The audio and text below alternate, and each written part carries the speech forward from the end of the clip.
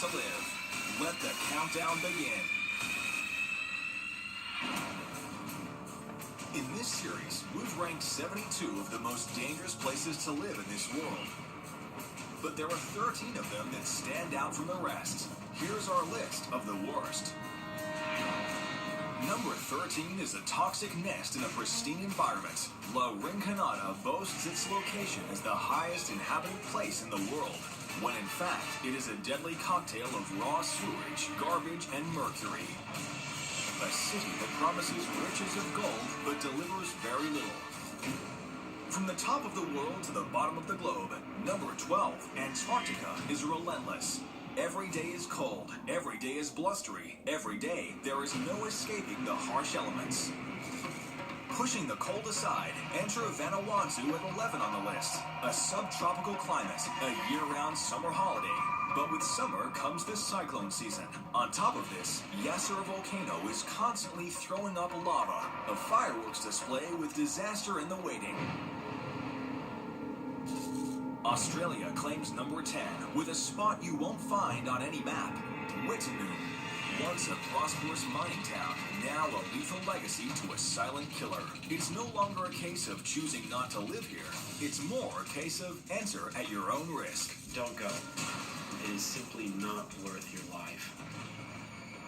Taking a risk when you head to the Philippines probably isn't in your mindset when booking your holiday. But when the tide turns, it's epic.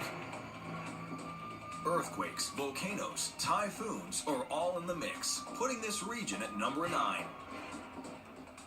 Equally epic is Japan at number 8 on our list. Not only vulnerable to Mother Nature, but when a 15-meter tsunami causes a nuclear accident, this takes catastrophe to a new level. Disaster awaits at number 7. Mount Vesuvius in Italy is set to create another Pompeii as it explodes over Naples. It could happen today, tomorrow, next year, but when it erupts, millions of people will be at risk. Facing the fear of Mother Nature is not on everyone's agenda, but if you're keen, you can jump on board a storm chaser tour and head into the heart of Tornado Alley in the USA. With only a 13-minute lead time ahead of a deadly storm, living here comes in at number 6. The wind is also a major factor in an Australian bushfire. Much of the country is susceptible, and when the wind suddenly changes direction, so does the fire. Staying to defend your property could cost you your life.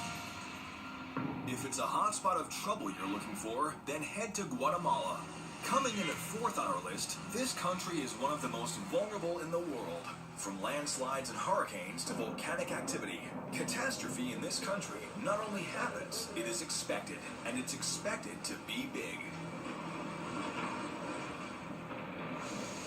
The big factor behind so many of the dangerous places to live in the world is climate change, and our next couple of positions will be hit the most. The Maldives at number 3 has a high point of less than 2 meters above sea level. One severe storm could take out several islands, but the rising sea levels could take it all. Kiribati isn't waiting for a storm. In less than 100 years, these low-lying coral atolls will most likely disappear, submerging into a rising ocean. With no land left, this will mean the relocation of an entire country. We will see total massive destruction. But taking number 1 spot on our list of 72 dangerous places to live is up next. The largest mangrove forest in the world is the Sundarbans, a vast river delta on the border between Bangladesh and India.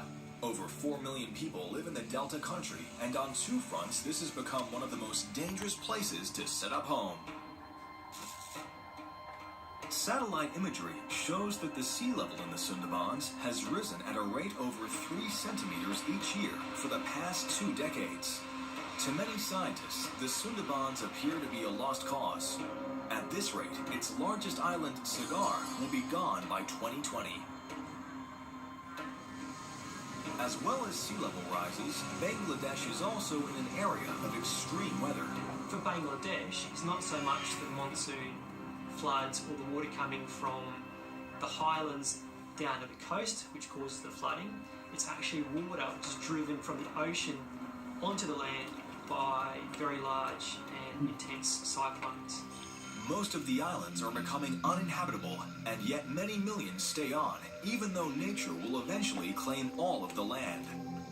Bangladesh is a risky place to live, and it's only going to get riskier with climate change. It suffers from only being a few metres above sea level. So when you have a really high energy event like a cyclone, the storm surge that's associated with this cyclone can create a wall of water which can be 2, 3, 5, even 7 metres higher than normal, which can have hugely devastating effects on the coastal areas of Bangladesh. The Sundarbans covers 10,000 square kilometers, with 60% in Bangladesh and the remainder in India. The Ganges River reaches its end in the delta, creating hundreds of small islands, most of which are inhabited.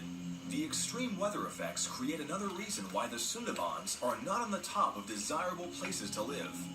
Climate change is pitting man against tiger, with deadly consequences. 500 tigers are estimated to live in this UNESCO-listed heritage region. These Royal Bengal tigers are the largest of the tiger species, and their numbers are decreasing. So too are the food supplies. As the waters rise, fresh water becomes saline and food becomes scarce for both the tigers and the people, bringing them closer together. The official figure on tiger-related deaths in the Sundarbans is put at 60 fatalities per year. Unofficially, this figure is much higher. The rising waters mean more of the villagers are venturing into the forest for food, and the tigers have worked this out and can see a new food opportunity. The consequence of rising waters means much more than loss of land for the locals. The people of the Sundarbans are living on borrowed time. Their islands will be totally gone within 50 years. In the meantime, the battle between man and beasts will continue with no real winner. Nature and humanity are the losers here. Can we imagine a world without Bengal tigers? Couple this with the huge loss of human life every year in this unfortunate delta area, and what we have is a disaster that should not have happened. The Sundarbans is Asia's largest carbon sink, an area that mops up carbon dioxide. Scientists agree that it must survive to help prevent global warming. In the short term, this is more about homes and tigers, both of which are destined to be no more.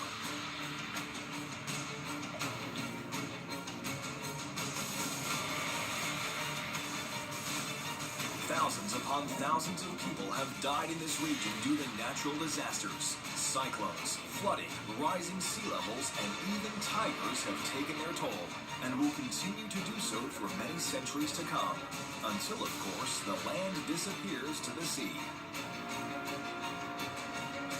For all of the places on our list of 72, there are many reasons to visit, explore, embark on an adventure, and take in the culture, as well as the opportunity to meet an incredible number of amazing people who live there. People who call these dangerous places home sweet home.